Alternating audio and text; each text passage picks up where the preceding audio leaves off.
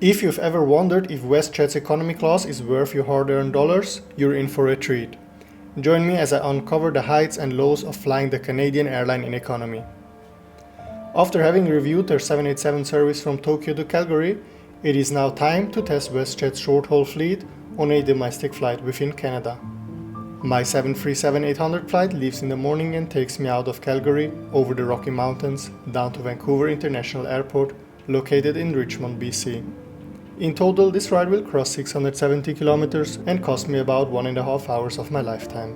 As public transport isn't really a big thing in North America, I decide to take an Uber to the airport and make a fool of myself when I try to verify the license plate on the front of the car. I am amazed that in a country like Canada it's apparently so easy to cruise around without a license plate, until I finally realize that in the province of Alberta, all cars don't have a license plate in the front. Reassured to not sit in a stolen vehicle, I enjoy the ride to the airport, on which there is actually not really much to see. The friendly driver, who did not seem to mind my initial suspicions, drops me off at the domestic terminal, which includes concourses A, B and C. All international flights depart from the east of the airport at concourses D and E. Arriving at the terminal building, I wonder if these futuristic sci-fi machines are here to teleport me to Vancouver. I am impressed by what an advanced managed airport Calgary International is, until I learn that the queue in front of the security control at concourses A implies waiting times of more than 1 hour, on a random Thursday morning in May. I have never been to Canada, and I must honestly admit that I don't know much about the culture here. But as the dumb European I am amazed at how many people travel in what seems to be gym shorts or pajamas. In the beginning it confuses me a bit, but actually I think it's kind of cool though. I'm not exactly known as a fashion idol myself, and I wish we had the same relaxed attitude back home in Zurich, where people even dress up just to go to the supermarket. After a while, the waiting is getting boring. So when I hear some staff telling another passenger that the security check at Concourse B has only 15 minutes of waiting time, I give up my position in the queue and go all in, risking that I have to wait there for an hour again. Fortunately, this is not the case, and after less than a quarter of an hour, I am through. The concourses of the inland terminal at YYC are all connected, so it doesn't really matter which one of the 3 domestic security checkpoints you go through. The only disadvantage of entering through a different concourse is that it takes a bit longer to go to the gate, but the Calgary airport has a practical solution for that. Let me introduce you to the YYC link. Do not cross. Attention, ne pas traverser. An electric bus service that connects the concourses in the departure area. Mocked by some travelers, I actually consider this transportation solution to be quite outstanding and well done. Of course, I'm eager to try out the funny looking buggy service.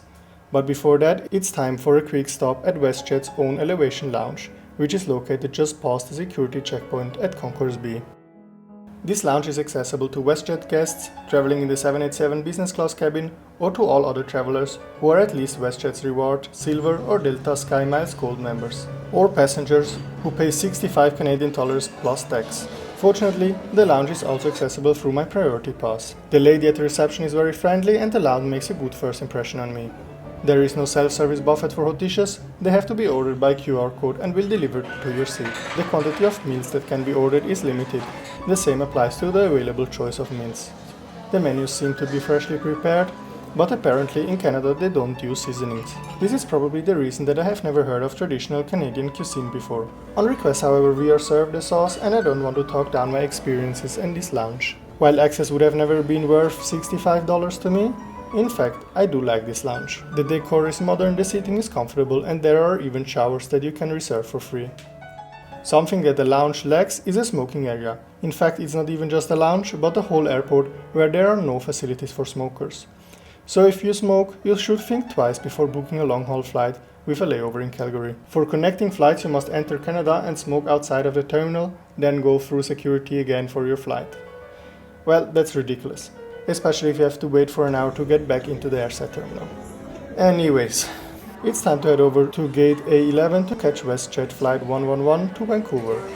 Excited like a little child, I hop on the YYC link and head over to the A concourse. Proceeded onto this vehicle makes a complete stop at the station.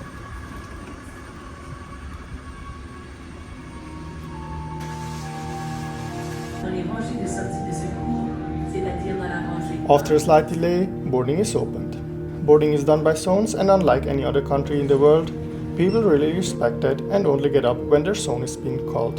Accordingly, boarding is very orderly and civilized. Our Boeing 737 does not seem to be the youngest anymore, and the flight is almost fully booked up to the last seat.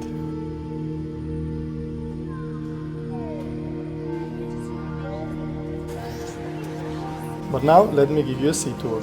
The seat is nothing special, an ordinary economy class seat. There is no IFE and no Inflight magazine, but I am pleasantly surprised to discover that there's a charging port. In my seat pocket I also find a menu with paid meals. Unfortunately, the windows are a bit scratched. In addition, the cabin would perhaps need cleaning one more time.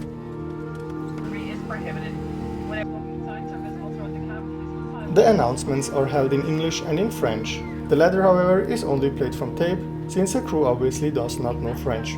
This makes me feel less bad about my own language skills, although I have been learning for at least 10 years and still can't speak English properly. After that, we take off and head over to the Rocky Mountains.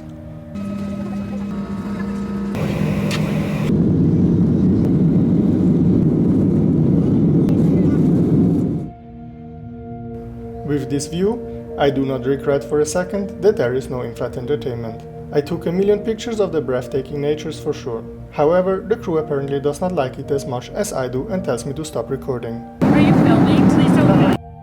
I turn off the camera and she gives me a brief lesson on how we are not allowed to film on board. Whether this is really true, I don't know. I have not been around on YouTube for a long time yet, and honestly I have never dealt with the legal situation of filming on board. If my name was Sam Choi and I got my flights paid by the airlines, the crew would probably embrace my camera with open arms. In real life, however, a nerd with a camera is probably not welcome at WestJet. I am really confused about this, because on one hand I want to offer my small community authentic, exciting and comprehensive trip reports, but on the other hand I understand that there are people who do not like to be exposed on the internet without consent, and I do want to respect that. However, filming the mountains doesn't actually hurt anyone, and being the bad boy that I am, I keep recording. After my unpleasant interaction with the crew, I somehow don't feel like ordering something to eat anymore, but I do accept the free beverage and the cookie because I'm not a small offended bitch. In addition, the crew hands out my coffee, which I think is kind of cool. Before landing, there is still some time to review the restroom, so I send my wifey. She eloquently describes it as not clean and not dirty. Overall, I think we can give the toilet about 6.5 out of 10 toilet rolls. The approach into Vancouver is nothing short of breathtaking, and I just want to let you enjoy these shots. If you are a subhuman and hate nature and Mother Earth as a whole, you can skip this part now. I will add timestamps to the video and you can skip straight to the part after the landing, as I am getting unpleasantly surprised once again. The crew checks the cabin again and gives me another angry look as I frantically hide the camera.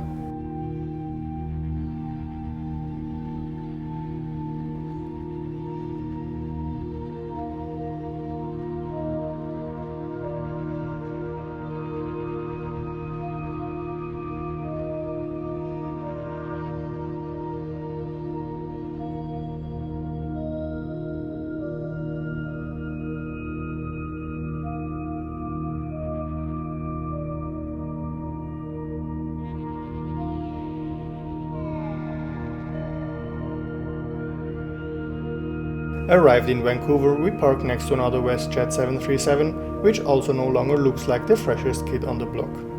Contrary to the 787 I flew from Tokyo to Calgary, WestJet's short-haul fleet seems to be, let's say, time-tested. My second shock on this flight is the ground crew, who Muay Thais the shit out of the luggage. I've had my fair share of broken suitcases on my travels, and it all kind of makes sense now. However, at the prices WestJet offers on the Calgary-Vancouver route, I shouldn't complain too much. After all, you get what you pay for. Unless you fly in the cheapest business class in the world for only $89 that is. Even if it's an airline that doesn't exactly have the best safety records. Click here to see my mind-blowing business class adventure on Boutique Air. I'm extremely grateful that you, yes exactly you, took your time to watch my video today. I love you, you're the best, and I'll see you next week with a new video.